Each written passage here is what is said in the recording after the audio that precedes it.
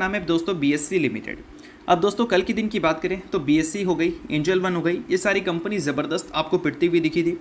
गिरावट कितना हुआ था भाई? तो अप टू 8% गिरावट हमें देखने को मिला था। क्यों?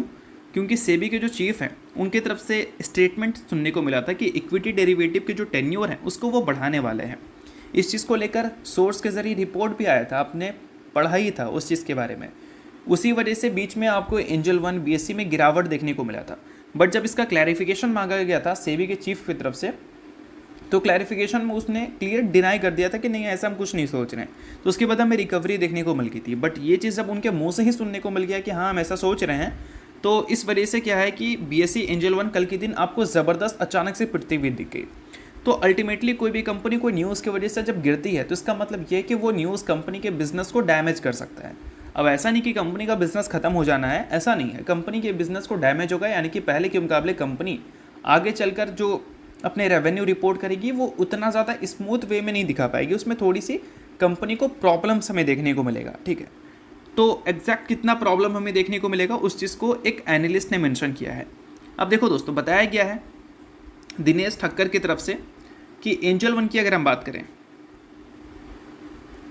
उनका जो टोटल रेवेन्यू है उसका 45% हमें एफएनओ ब्रोकिंग सेगमेंट से जनरेट होता हुआ दिखता है। मतलब बोल सकते हैं कि अगर 100 रुपये ये रेवेन्यू जनरेट कर रही है तो 45 रुपये यही सेगमेंट कंपनी को देता है।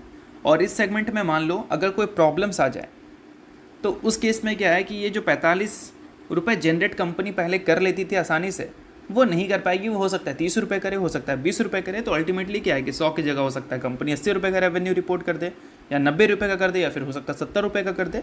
तो इस चीज़ को समझो। ठीक है, अब यहाँ पर सेबी के चीफ एग्जैक्टली कहना क्या चाह रहे हैं, टेन्योर अगर वो बढ़ाना चाह रहे हैं तो मतलब क्या है? तो देखो अभी के टाइम पे हर वीक हमें एक्सपायरी देखने को मिलता है। अब जितना जल्दी एक्सपायरी होगा उतना ज़्यादा लोग पोजीशंस बनाएंगे। ठीक है, अब एक्सपायरी को वो बढ़ाना चाह रहे हैं, यानी कि वीकली एक्सपायरी नहीं, हो सकता है कि अब हमें मंथली एक्सपायरी देखने को मिले, या फिर हमें मिड मंथ एक्सपायरी देखने को मिले, यानी कि हर 2 हफ्ते में एक बार एक्सपायरी देखने को मिले। तो इन सारी चीज़ों की वजह से क्या है कि लोग ट्रेडिंग से दूर भागेंगे, और अल्टीमेटली ट्रेडिंग से अगर लोग दूर भागेंगे तो ट्रांजेक्शन्स कम होंगे। ट्रांजेक्शन्स कम हुई तो ऑब्वियस सी बात है कि बीएससी और एनएससी और एंजल वन जैसी कंपनीज को उतना ज़्यादा रेवेन्यू नहीं मिल पाएगा रिटेल इन्वेस्टर से।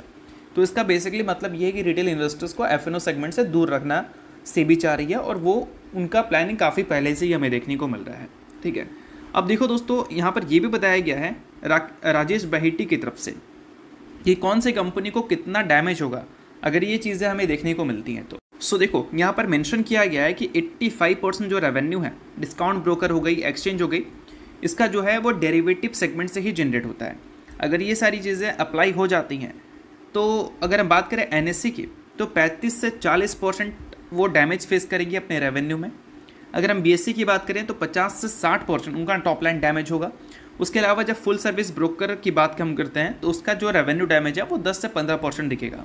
तो अल्टीमेटली मान लो सभी कंपनी 100 रुपये रेवेन्यू जनरेट करती है। ठीक है, तो एनएससी 35 से 40 रुपये कम रेवेन्यू जनरेट करेगी, बीएससी 50 से 60 रुपये कम रेवेन्यू जनरेट करेगी, फुल सर्विस ब्रोकर जो है वो 10 से 15% कम रेवेन्यू जनरेट करेगी। तो क्लियर कट आप देख सकते हैं कितना ज़्यादा इंपॉर्टेंट ये सेगमेंट है, और इसी वजह से इस न्यूज़ के बाद कल के दिन आपको बीएससी में पिटाई देखने को मिल गया था। तो आई होप आपको ये सारी चीज़ें समझ आ रही होंगी।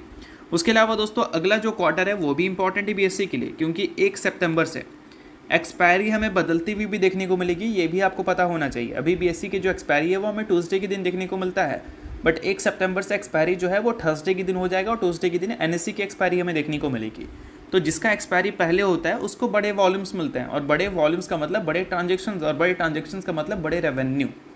तो इस चीज़ को भी थोड़ा ध्यान में रखना है कि आने वाले क्वार्टर्स में जो अभी रिसेंटली सेबी ने एक्सपायरी डेट चेंज किया था एनएससी और बीएससी का, उससे भी इफेक्ट हमें देखने को मिल सकता है इनके बिजनेस में। तो आने वाले क्वार्टर्स में जो नंबर्स हैं वो बहुत ज़्यादा इंपॉर्टेंट है। अगर इन्वेस्टर हैं इस चीज़ को नोट करना। बाकी मैं कोई रिकमेंडेशन आपको नहीं दे रहा हूँ, सभी चीज़ें मैंने जो बताई है वो आपको डेटा के बेसिस पर बताइए। इसका मतलब आप खुद से रिसर्च और एनालिसिस अच्छी तरह से कर लेना।